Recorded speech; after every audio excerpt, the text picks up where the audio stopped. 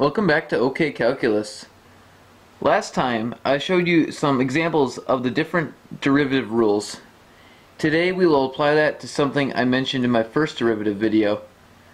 We will be finding the velocity and acceleration of a particle's motion using derivatives. As you remember, the derivative of position is velocity. So this was position, P of t, which we'll call P of t. The derivative of position is velocity, or P prime of t. You can call it that, or V of t for velocity. And then the derivative of velocity is acceleration, or P double prime of t, otherwise known as A of t. And using our derivative rules, we can figure out what particle's acceleration or velocity it is at any given time. So let's dive into an example.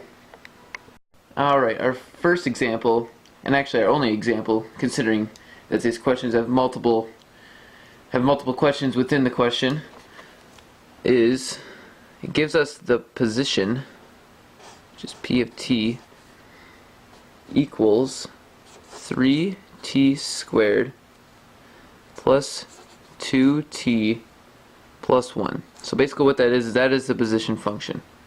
See that a little bit better there. And then so for they're going to ask you many questions based off of this equation that they give you. So the first question asks, what is the particle's position when t equals 2? This one's pretty easy. I mean, it doesn't really involve calculus.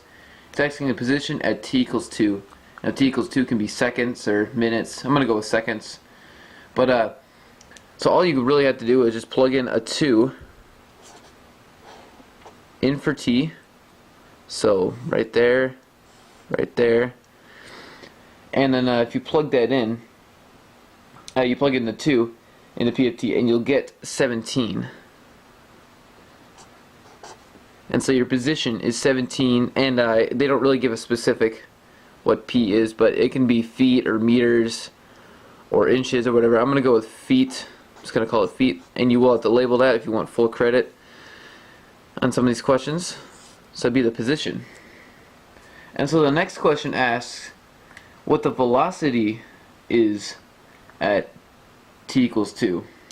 For this question, we got to take the derivative of P of t. We don't want the position, we want the velocity. And like I said, velocity is the derivative of position.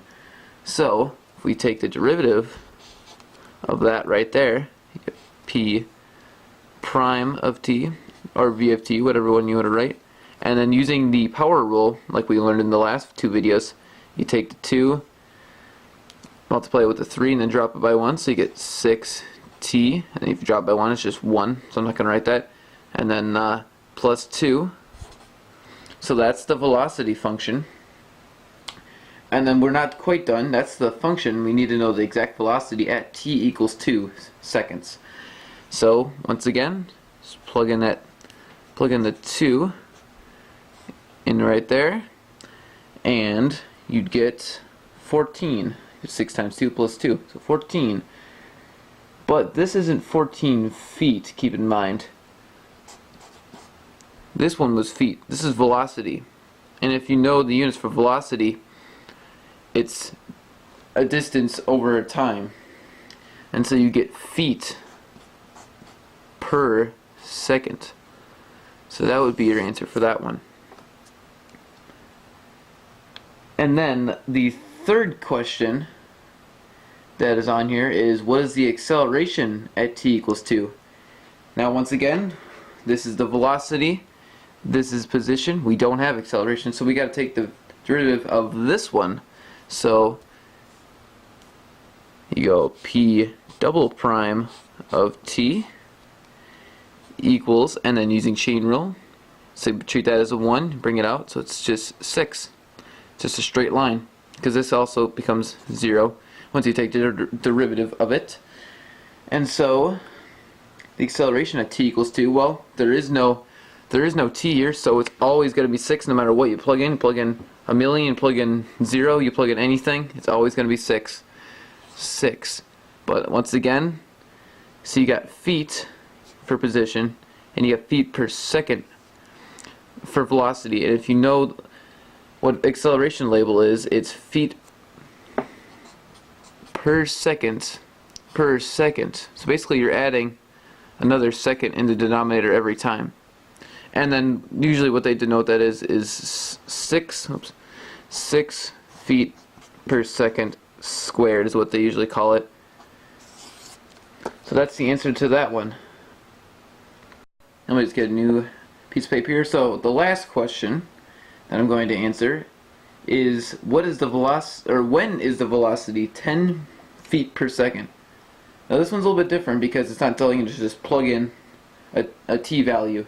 This time it's telling us what the v value is, or the velocity is, and we gotta find t. So if you remember the velocity function, it was, I'm just gonna write a v instead of p prime. We go v of t, and we found that last time it was 6t plus 2, and it's telling us that, it's asking us when is the velocity 10 feet per second. So you got to plug in a 10 for this, not that. So 10 equals 6t plus 2. So then all you have to really do is solve for t in this situation. So you just subtract the 2. It's basic algebra.